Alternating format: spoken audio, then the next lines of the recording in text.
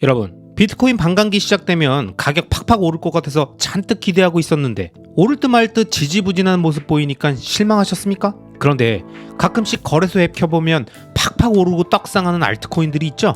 그런 거 보면 혹시 이런 생각 드십니까? 그래, 비트코인이 안전하지. 근데 100% 비트코인만 할 필요는 없지 않아? 비트 횡보할 때 잠깐 떡상하는 알트 샀다가 한두 번 크게 먹고 돌아오면 될 것 같은데. 그런데 여러분, 이런 트레이더의 마인드가 틀렸고 장기 투자 마인드만 맞고 비트코인은 옳고 알트코인은 틀리다라는 말이 아니라 지금 이런 생각을 하시는 분들은 본인이 하고 있는 투자의 본질이 무엇이고 도대체 어떤 투자를 하겠다고 생각해서 비트코인을 사서 모으겠다고 처음 생각했던 것인지 정확히 이해해야 갑자기 엉뚱한 곳으로 가지 않기 때문에 투자의 중간중간 계속 스스로에게 근원적인 질문을 던져야 되는 겁니다. 자, 여러분, 만약 본인이 트레이더라면 비트코인이든 알트든 뭐 상관없습니다. 어차피 장기간 보유하면서 리스크를 시간에 녹일 생각도 없고 그 자산이 가치가 있니 없니 장기적 우상향이니 아니니는 중요하지도 않죠. 유동성만 넘쳐 흐르면 그 변동성의 구간을 계속 트레이딩의 기회로 가져가면 되는 거잖아요. 하지만 만약 본인이 트레이더가 아니고 리스크를 시간에 녹이고자 하는 투자자라면 정말 알트코인이 어떤 의미가 있는지 왜 존재해야 하는지를 진지하게 고민하셔야 합니다.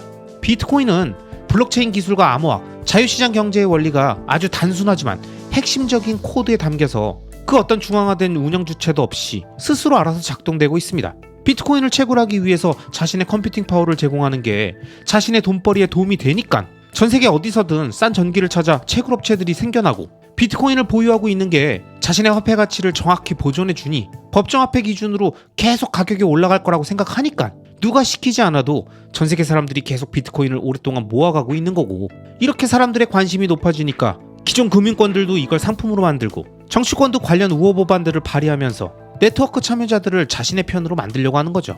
그렇게 비트코인은 이미 2008년 이후 이 세상에 등장해서 긴 세월 동안 다양한 공격 속에서도 살아남아 결국 자본주의 안에 침투했습니다. 즉, 단순한 코드들로 구성되어 있지만 스스로 가치를 입증하고 증명받았으며 살아남고 네트워크의 참여자들을 늘려서 방대한 자신만의 가치를 시총으로 만들어냈다는 거죠. 하지만 알트코인들은 어떤가요? 비트코인의 단점을 보완하겠다며 코드에다가 엉뚱한 기술들을 갖다 붙이면서 점점 더 무겁고 중앙화되어 있고 특정 개인과 재단에 의해서 자주유지되는 그런 희한한 변종들을 계속 만들어내고 있죠. 그것도 아니면 아예 코드를 그대로 복사해서 자신들도 비트코인과 똑같다면서 본인이 진짜 비트코인이라면서 가치가 있다고 말하는 황당한 경우들도 아직까지도 비일비재하게 일어나고 있습니다. 하지만 여러분, 비트코인의 핵심은 누구나 복제할 수 있는 코드 자체가 아닙니다.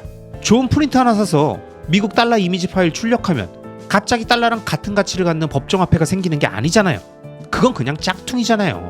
비트코인의 코드가 이 세상에 나오고 지금까지 살아남고 이 세상에 뿌려놓은 그 과정 속에서의 검증되고 축적된 신뢰가 채굴자들과 노드 운영자, 비트코인 보유자들에게 강력한 신뢰를 주기 때문에 지금의 비트코인 위상을 갖는 겁니다. 그러니까 장기 투자자들이 비트코인을 오랫동안 보유하고 절대 트레이딩하지 않는 거라는 거죠. 하지만 주위를 둘러보십시오.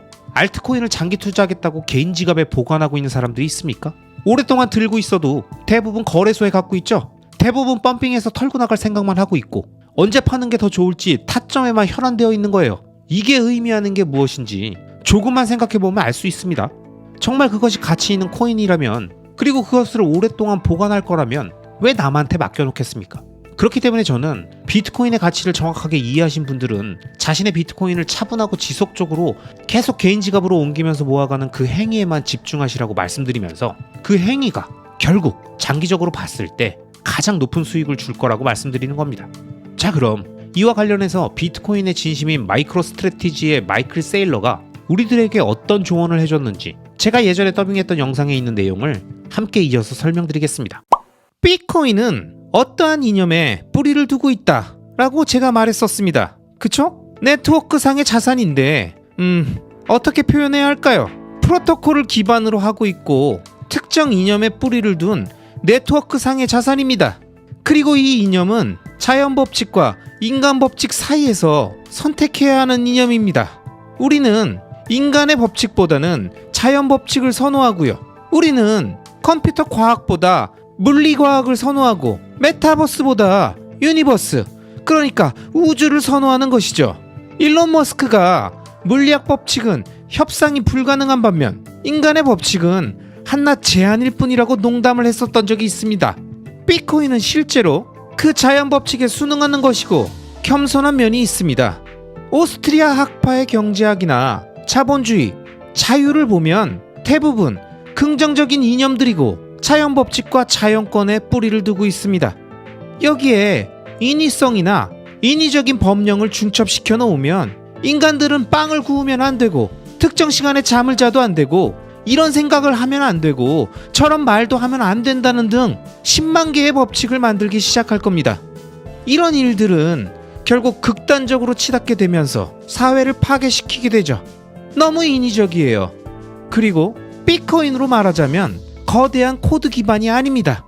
많은 코드를 작성해서 사람들에게 깊게 인상을 남기려는 목적으로 사토시가 이 일을 시작한 게 아닙니다. 사실 최소한의 코드로 만들려고 했던 게 핵심이었죠. 훌륭한 디자인의 진짜 목표는 미니멀리즘이잖아요.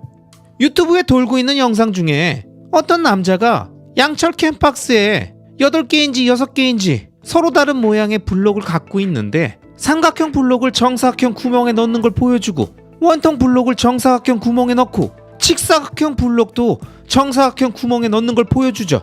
이게 시사하는 게 뭐냐면 사람들이 종종 과도하게 생각하고 과도하게 디자인을 한다는 겁니다. 8개의 다른 것을 8개의 다른 방법으로 만들려고 하는데 사실 이 모든 걸 단 한 가지 방법으로 만들 수도 있다는 거죠.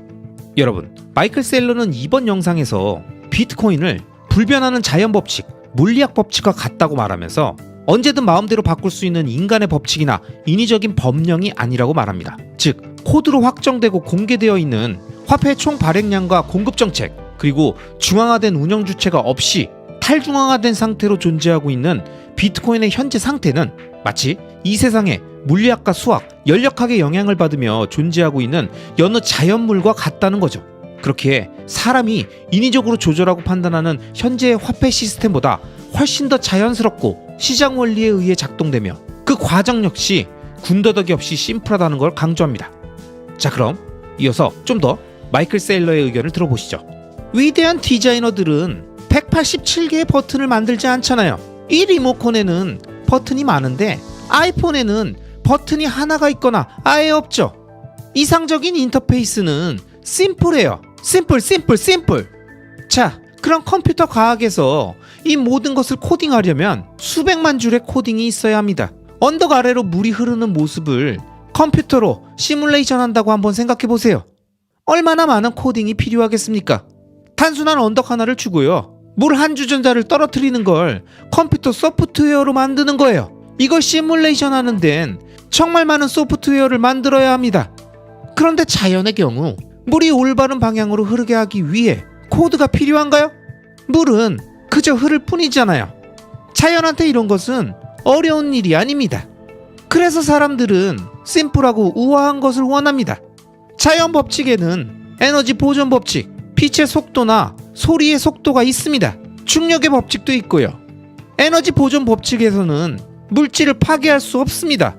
물질을 에너지로 전환시키거나 에너지를 물질로 전환시킬 수 있고 빛을 열 에너지, 소리 에너지, 운동 에너지로 전환시킬 수 있지만 결국 에너지는 보존됩니다. 따라서 비트코인의 철학은 물리학에 뿌리를 두고 있습니다. 그리고 엔지니어링과 자연을 향한 겸손한 수능에 뿌리를 두고 있죠. 그리고 이것은 오스트리아 학파의 시장 논리와도 동일합니다. 즉, 시장이 결정하고 사람들이 뭘 할 것인지 결정하게끔 하는 것, 사람들이 어떤 행동을 해야 하는지 지시하면 안 된다는 것, 사람들을 자유롭게 내버려 둬야 한다는 것이죠. 그래서 저는 이렇게 말하고 싶습니다. 비트코인을 그냥 내버려 두십시오. 비트코인은 살아있는 유기적인 생명체이니까 그냥 놔두세요.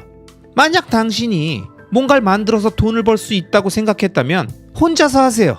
자신의 응용 프로그램에 돈만 넣고 하시길 바랍니다. 새 프로토콜을 도입해서 세상에 제공하고 싶다면 그것도 괜찮습니다. 얼마든지 오픈 프로토콜로 도입할 수 있죠. 리눅스도 오픈 프로토콜이고 HTTP도 있고 또 자신만의 라이트닝 프로토콜을 가질 수도 있죠. 라이트닝과 경쟁하는 프로토콜을 만들 수도 있고요. 이런 것들을 다 할 수 있습니다.